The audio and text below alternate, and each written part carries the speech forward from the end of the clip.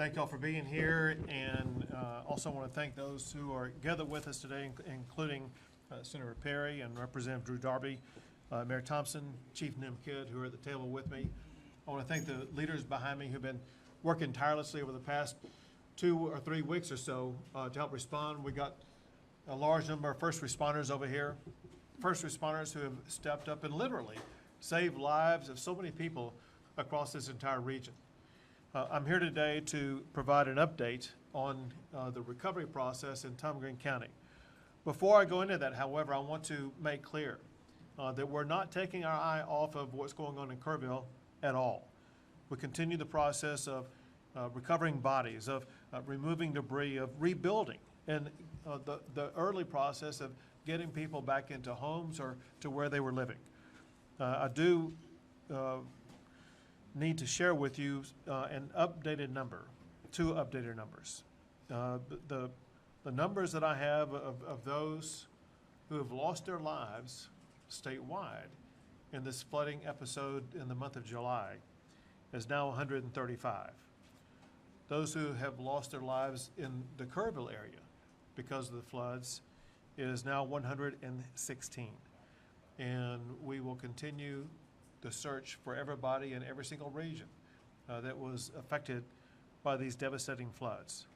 And while Kerrville has drawn a lot of attention, and there's reasons for it, I think it's the largest flood in the history of Texas.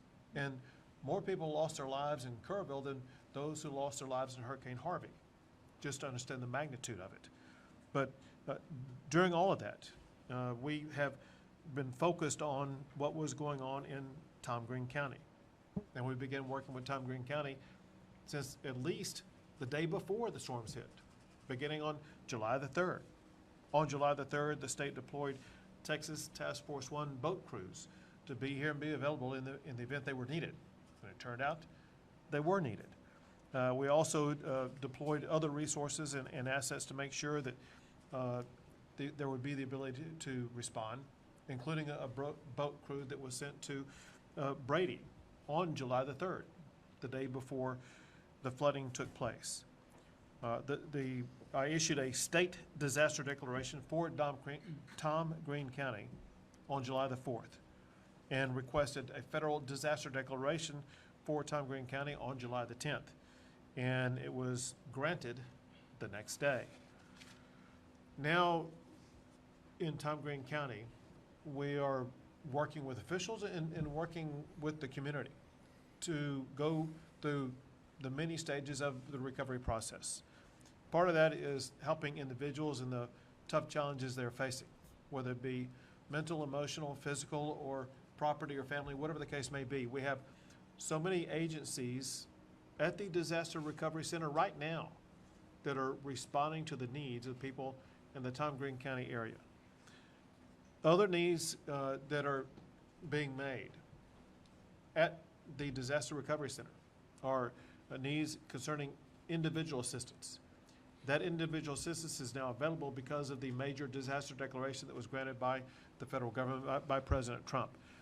Also, public assistance is available for Tom Green County to rebuild the roads and other structures that the county and city are responsible for. I mentioned it at the Disaster Recovery Center. We have today, but we'll have for days on end, more than a dozen state agencies available to help address the needs of the people in this community.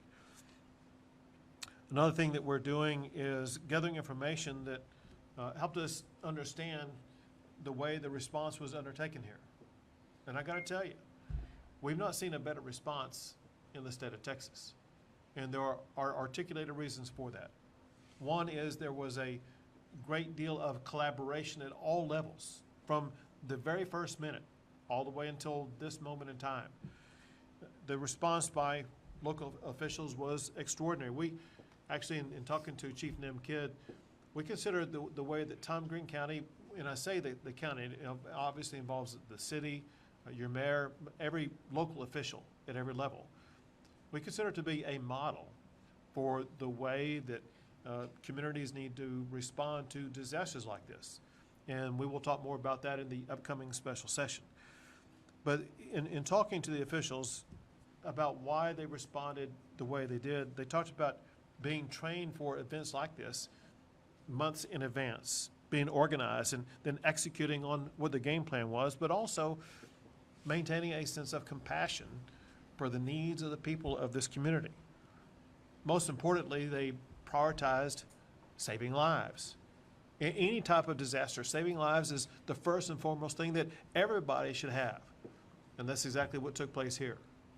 I've heard so many stories about so many rescues that have taken place. Rescues that literally saved lives. Had it not been for those rescues, dozens of people in this community would have lost their life. And there are others that may not have lost their life, but they were still rescued, and they are now able to move forward because of the fact they were rescued. I had the chance to visit with local residents, and I wanted their input on what they were seeing and experiencing. And some words always came up, and that is that they said in San Angelo, we're one community.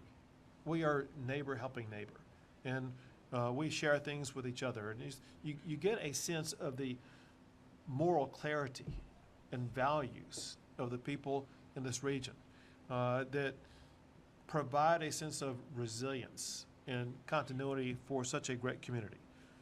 One person mentioned this is neighbor helping neighbor. Others have talked about enduring relationships, that it's those relationships that help them get through these challenging times. Going forward, the state is going to remain working with Tom Green County until the recovery is complete. I mentioned a special session. As you know, we have a special session beginning on this coming Monday. And we have two leaders with us right now that will be very involved in that special session on ensuring that not just Tom Green County, but that every county across the state is going to be evaluated, and we're going to look for strategies that we can pass laws on that will make preparation for these types of events better, make response to these types of events better, to make sure that we leave this disaster in a way that puts Texas in a better position going forward than we were before this devastating storm hit our state. I know that one thing that I also hear about that I want to just mention real quick, now that the storm has passed, the needs for housing have surfaced. And we are working at the Disaster Recovery Center on addressing those housing needs. In the meeting that we were at before coming out here, we talked about the pressing need to address housing. So it's one thing that's going to be happening at the DRC here in San Angelo. It's another thing that we will talk about in the course of the special session that's upcoming. We want to make sure that as we go into and come out of that special session, we are striving to address every need of everybody in Tom Green County before that session is over. And now, with that set up, I'm going to toss it to a senator who's going to be very involved in that special session, Senator Perry. Thank you, Governor. And can't say enough that you came here, and it shows that Tom Green and people in it matter. And it's not true just for Tom Green, that's true for every Texan, and I appreciate your leadership. As the governor said, I don't know that the folks of Tom Green County can appreciate what was done, that had it not been for them, there would have been more lives lost. And so we're going to start the process this session, this special session. We didn't see this coming on your first call. Unfortunately, God and Mother Nature kind of had a different path, I think, for some of this. But I am confident that we will have a few hearings and figure out where we're at, what can we do better to prevent, what can we do better for mitigation, and that people will leave there hopefully informed, educated, but most importantly, hope. You know, that's the one thing that we can't do as a legislature is put hope in the hearts of the folks that have been impacted at the most deepest levels. But the guy that created the heart can, and I just hope that for those that have that certainty, that I'm thankful for that. For those that don't, I hope they run to that creator and not from that creator in these times that we face across the state. I have all the confidence in the world. The state is big enough to what the governor just said, that not one single person will be left behind when it comes to what they need addressed. And we'll find a way to do it. I wish I had all those answers today, Governor. We could save some special session time. But I trust my 181 colleagues in the House and the Senate. They're engaged. This is a serious issue. We've been here before as a state on some level.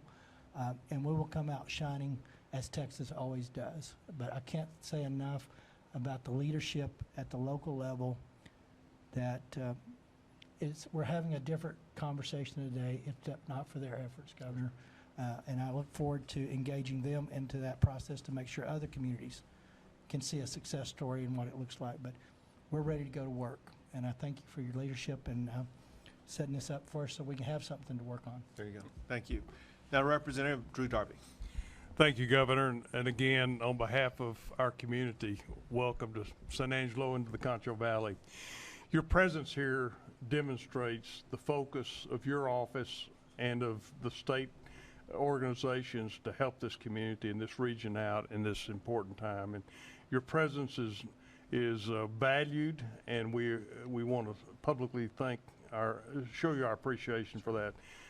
NIM Chief Kidd, with Texas Division of Emergency Management, thank you. You have been a presence here often, and that presence is very valued. Sean Baxter, your group that are here with us today are very important.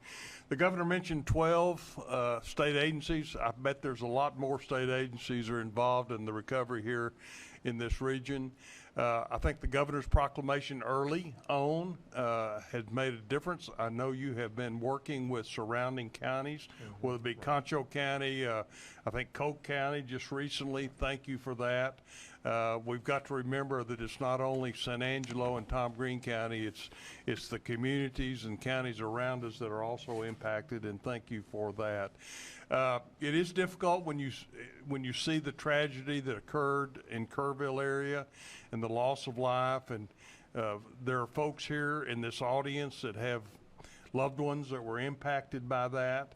Our congressman had two daughters that were there at that time. So, you know, this is about, we cannot bring them back. We cannot undo that, but what we can do is learn from it.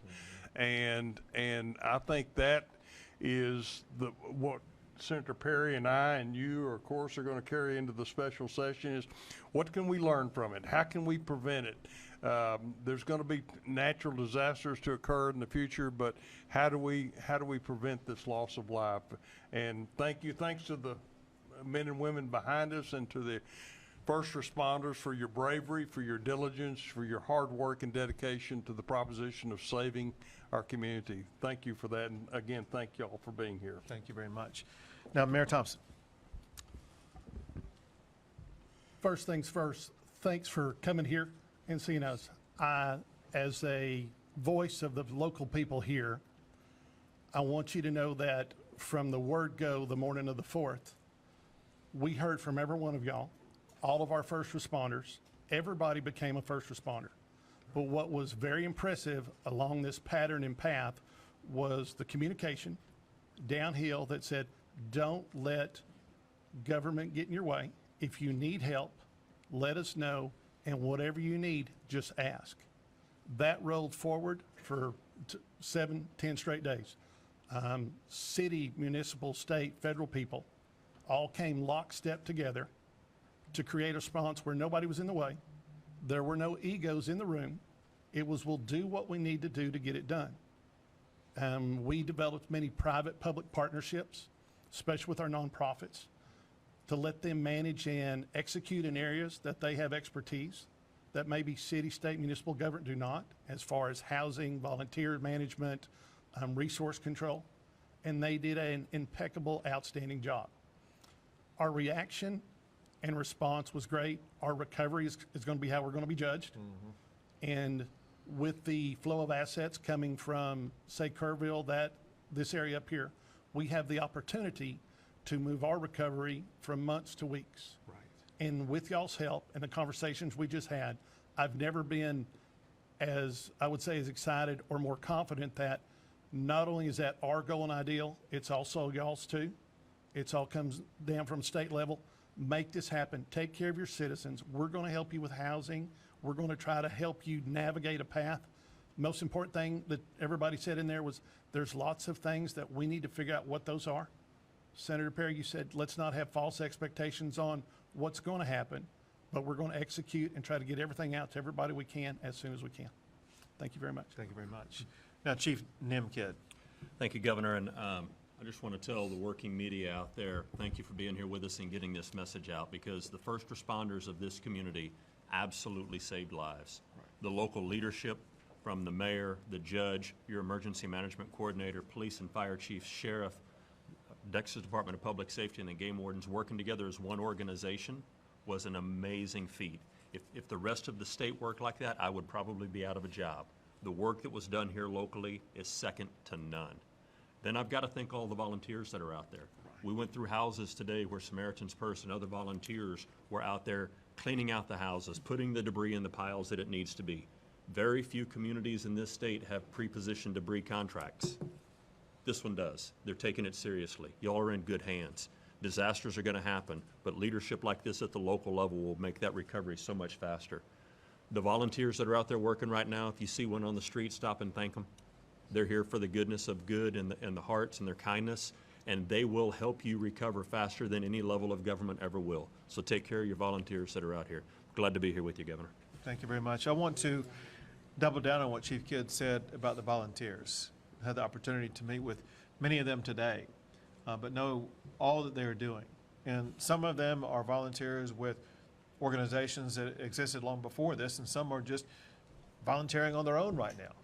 And what these volunteers are doing, both here in this county as well as Kerr County and counties in between, are changing the face of Texas. We would not be able to be where we are or make it through the recovery process the way that we are without the volume of volunteers that we have. And I'll add this. I've never seen such generosity from our fellow Texans in supporting their communities, those in need. And I got to tell you, what you are providing in monetary resources to help these individuals in these communities is going to accelerate that rebuilding process. Every donation that's coming in that I'm working on is going to make sure is going to someone who's going to be having a home rebuilt or an RV trailer restored, whatever the case may be. We want people back in their homes as quickly as possible. And one thing that accelerates that process are the very generous donations that are coming from our fellow Texans. And with that, we'll take a few questions. Governor Abbott, God bless you first of all, and all of the folks that have labored to support the people of Texas here. What can we do now concerning an early warning system? I heard some of that mentioned in Kerrville, now here in San Angelo. Is there a plan in place for Texas to have an early warning system in case of flooding, tornadoes, et cetera? So, I mean, there's several things that need to be answered to that, several responses to that. One is that, in some places there are early warning systems, in some places there are not. And what we need to do, and what we are going to do in the session, is evaluate early warning systems. But we have to evaluate it, I think, through this lens. And that is that what may be needed in the Guadalupe River area could be completely different than what is needed in Tom Green County. And we need to be working with leaders and members of local communities to learn from them what is going to be best for them. I'm going to give you a very easy example. And that is, as a person who's been in Hunt, Texas, which was ground zero of where the Guadalupe River flooding took place, there is virtually no cell phone availability at any time. Cell phone warnings would have, I think they were triggered, but they largely would have been irrelevant because of the inability for people to communicate. So I'm going to add to the menu. We have to work on improving communication levels in all of these different regions. Improving communications will be a part of early warnings that we need to address. That said, I know that this senator and this representative are keenly focused on early warning systems, and we'll get something passed on it. Governor, Sean Humphrey, Fox West, Texas, thank you for being here. Over the past few weeks, since these floods started, we've seen farmers, ranchers, rural Texans really having to handle a lot of work on their own. We talked about the volunteer help for some of those families, including one we spoke with yesterday. Volunteers got there for the first time, even up to yesterday. So as you look forward and go into the special session, how can we look toward, just making sure even in those rural communities, those small places like Concho County, people are getting the help they need?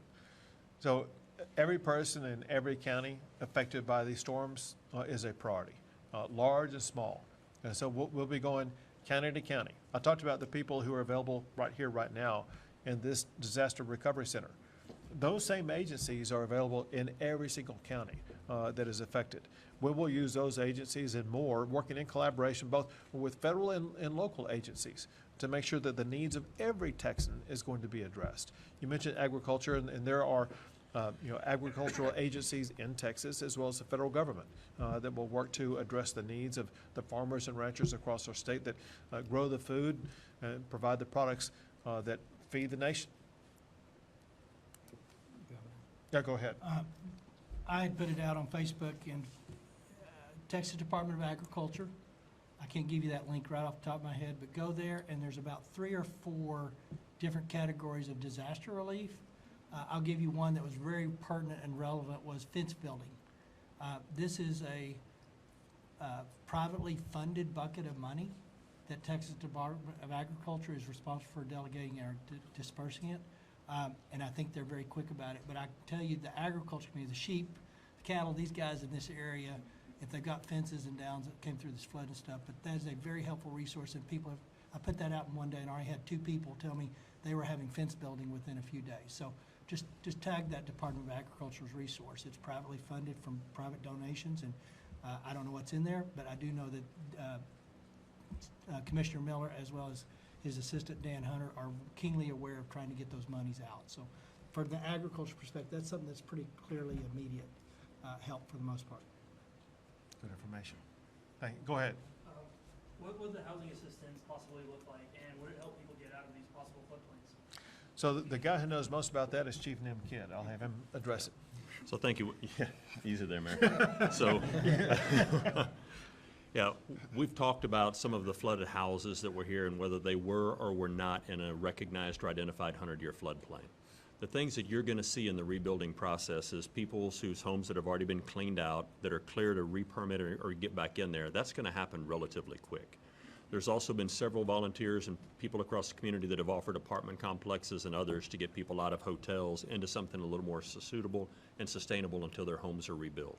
Now, there are federal programs that do get turned on in some disasters. We have not seen all of those longer-term recovery projects programs turned on yet, but we'll continue to work with the federal government once we see the housing inventory needs to make sure that those needs are addressed as soon as possible. Once the federal declaration was declared,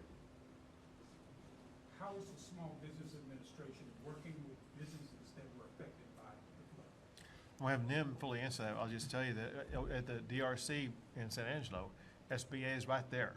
And there was no one in line. I said, you need a longer line here because people need to start signing up, but go ahead. And a great question. Remember, the Small Business Administration, while it sounds like they're for small businesses, they also do home loans as well. So if you need a loan to get your home rebuilt or repaired, please go check out the assets and resources at the SBA. Listen, thank y'all very much. Thank you for getting the word out, but a big thank you to all these first responders, to these leaders behind me, those getting the real results done. Thank y'all very much.